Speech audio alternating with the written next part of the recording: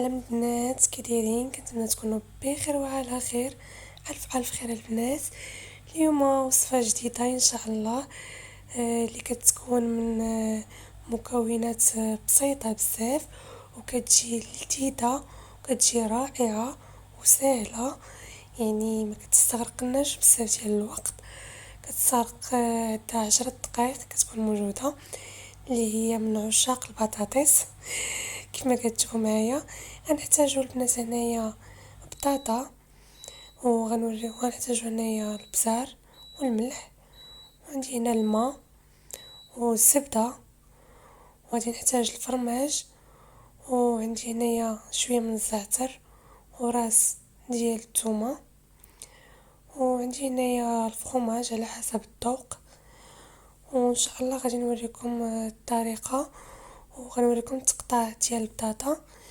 كيف ما كتشوفوا معايا هنا بطاطا كيف ما بغيتو، موين تكون كبيره على حسب الاشخاص اللي عندكم في الدار. هنا البنات غادي نقطعوها تقطاع رقيق، بحال الشكل ديال شيبس. خصنا نرققوها البنات باش يدخلها الطياب مزيان بهذا الشكل هذا.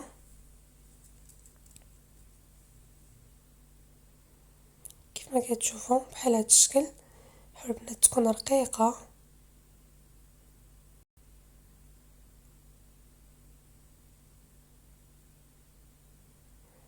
وغادي نكملوا التقطاع ديالنا. صراحه البنات هاد الوصفه يعني كيحماقوا عليها حتى الدراري الصغار. كما كتعرفوا البرد هذا صراحه كتجيب النكهه ديال الزعتر يعني رائعه وهائله في المذاق. كنتمنى ان شاء الله تجربوها وتردوا عليا الخبر بطبيعه الحال، تخليو لي كومونتير.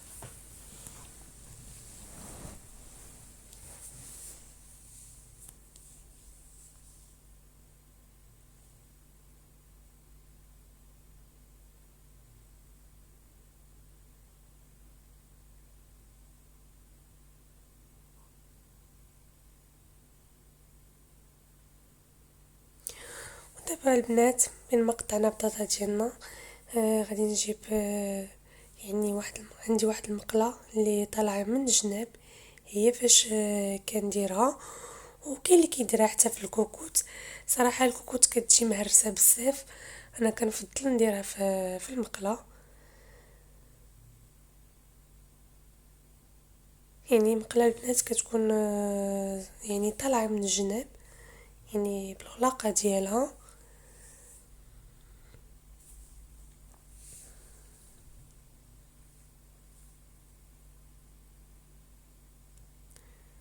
بحال هادي البنات. ودابا غادي نعصر الثومه، يعني في الماء، نحطها في الماء كما كتشوفوا معايا باش تطلق مزيان في الماء.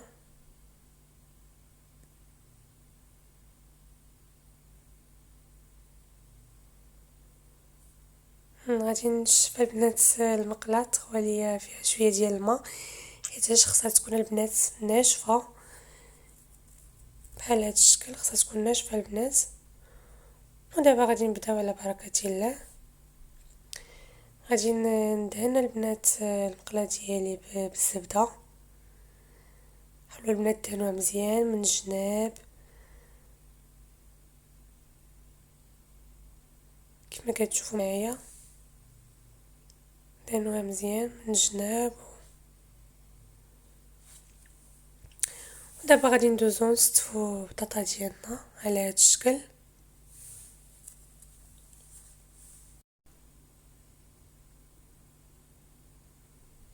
حاولوا البنات الا كنتو درتو لي مورسو كبار، ماشي كبار يعني يكونوا شويه الا كانوا غلاط، حاولوا البنات ديروهم لتحت باش يدخلهم الطياب مزيان. وكيف ما وصيتكم حاولوا البنات تقطعوهم يكونوا رقاق مزيان باش يدخلهم الطياب مزيان، ما تعطلناش في الطياب باش ما تجيش مهرسه.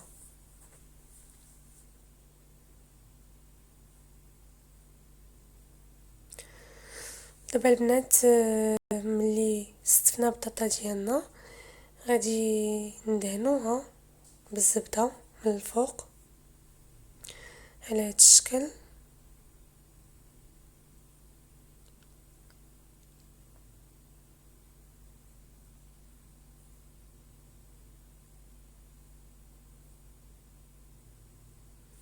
حاولوا دهنوها مزيان البنات. ودابا غادي نديرو رشه ديال الملح، وراكم عارفين القياس سبحان الله تيكون في اليد. غنديرو رشيشه ديال الابزار،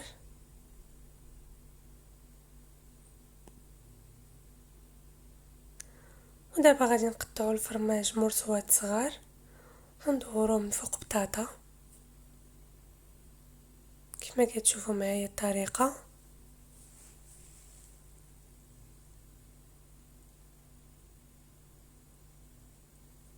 صراحه البنات كتجي هائله. ودابا غادي نبداو في الطبق الثاني بنفس الطريقه، غنستفو بطاطا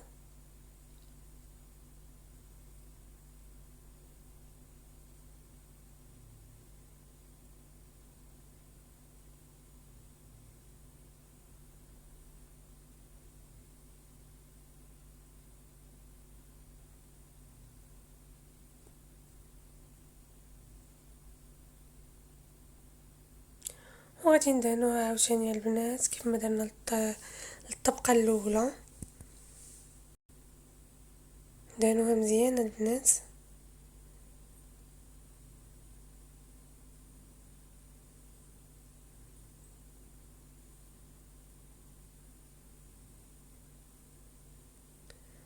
ودابا غادي ندير رشيشه ديال الملح.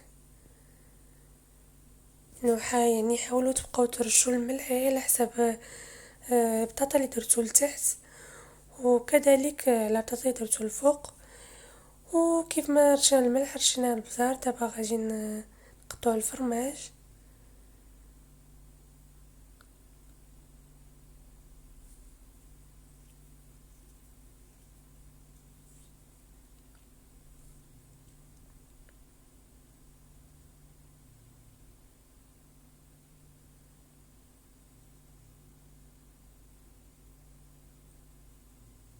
حاولوا البنات تكثروا الفرماج صراحه باش يدخل فيها مزيان، كتعطي واحد المذاق وواحد النكهه زعما ما نعاود لكمش.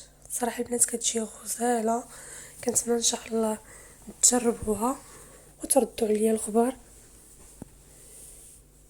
ودابا غادي نحطو البطاطا اللي بقات لينا،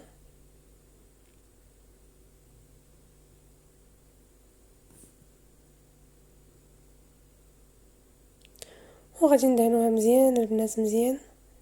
حاولوا تدهنوا مزيان.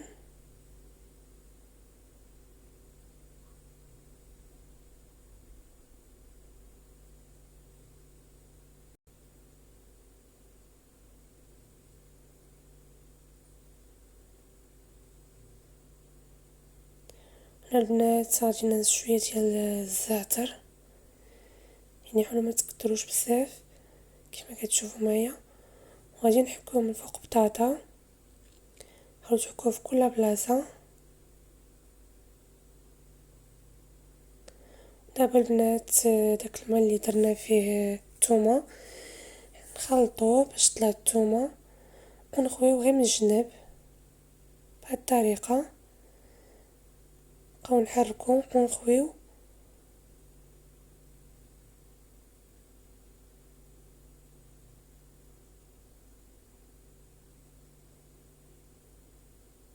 ودابا البنات غادي نسدو عليها ونرميوها ان شاء الله طيب. يعني البنات غادي نرموها في العافيه تكون مهيله ما تكونش طاغيه، ونرجعوا لكم ان شاء الله.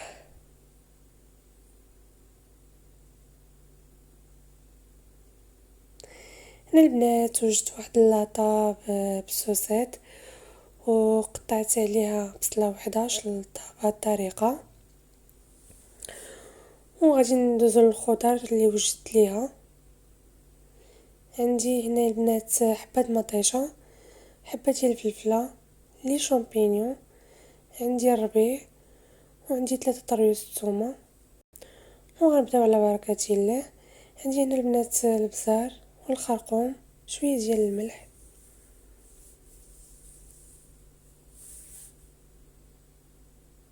هنا البنات غادي نبداو بالخضره، بزاف ديال الخضره. نرميو شويه ديال لي شامبينيون،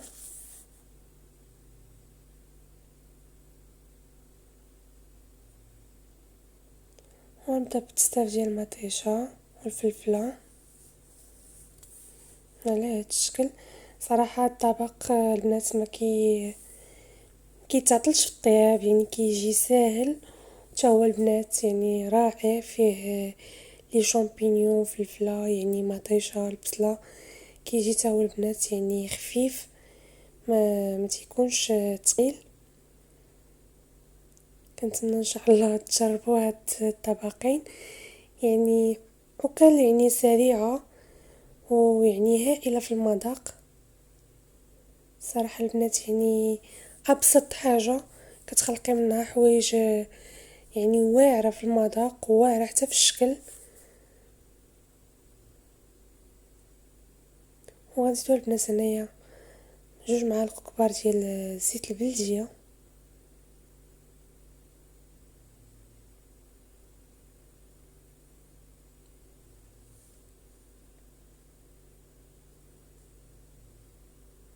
وندير الملح على حسب الذوق.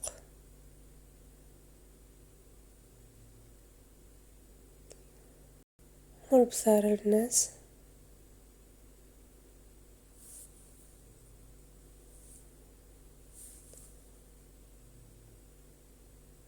شويه من الخرقوم،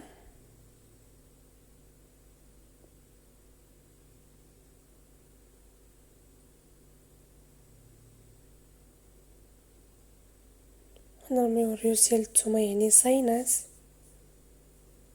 والربيع تا هو البنات ما مقطعش، نرميوه على يعني يرميوه وراق هكا.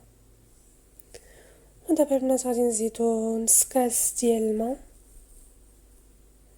يعني ما يكونش عامر.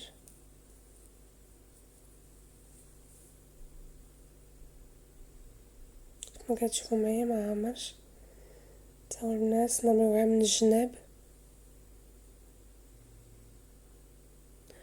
ودابا البنات غادي ان شاء الله نرميوه في الفران، يعني على درجة ما بين 150 حتى 200، وغنخليوه يطيب، يعني نشعلو عليه من الفوق والتحت. هانتوما معايا، وحاولوا البنات ما تجهدوليش العافيه، يعني خليوها في 150 ان شاء الله على ما يطيب. البنات جينا نطلعوا على البطاطا ديالنا واش طابت. الله على ريحه البنات صراحه غزاله ما نعاود ليكمش. كما كتشوفوا معايا بطاطا راه طابت وما يعني ما تهرستش كيف ما كتشوفوا معايا.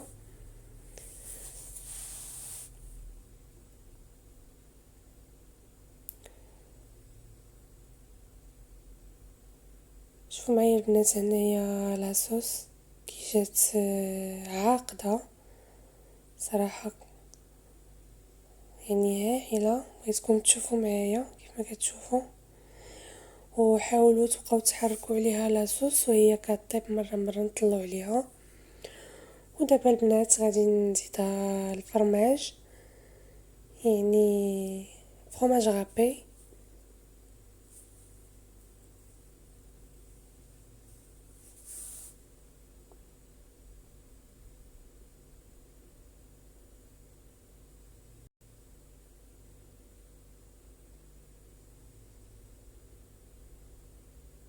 يعني على حسب الاختيار، ماشي ضروري.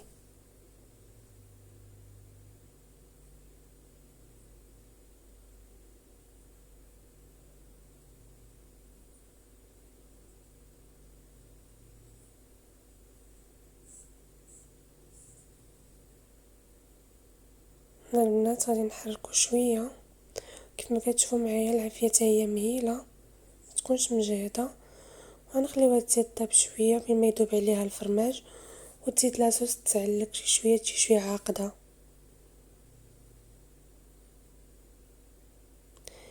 هنا البنات كيف ما كتشوفوا معنا الطبق ديالنا كيجي على هذا الشكل. حيدناها صراحه جات واعره، ما لصقات ما والو. جات على هذا الشكل. من بعد كنقطعوا دوك الفرomاج اللي كيجي اون كادر، كنقطعوه على لي مورسو هكا، وكنزيدوها شويه ديال الزعتر من الفوق، وكتجي على هذا الشكل. هذا هو الطبق ديال البطاطا كيجي البنات هكذا. ونعاود لكمش على الرائحه، صراحه غزاله.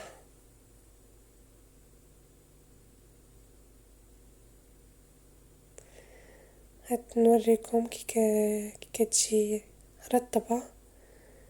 شوفوا معايا البنات حتى لاصوص، نوريكم لاصوص كي جات هي عاقده. كيف ما كتشوفوا معايا البطاطا ما جاتش مهرسه.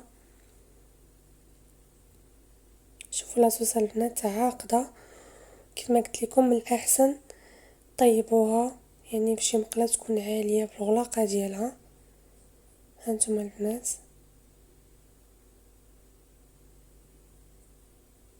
صراحه كتجي هايله.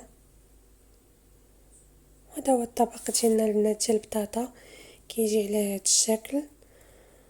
ونقول لكم شكرا بزاف على المتابعه، وخليكم مع تصورات ديال الطبق ديال السوسيت.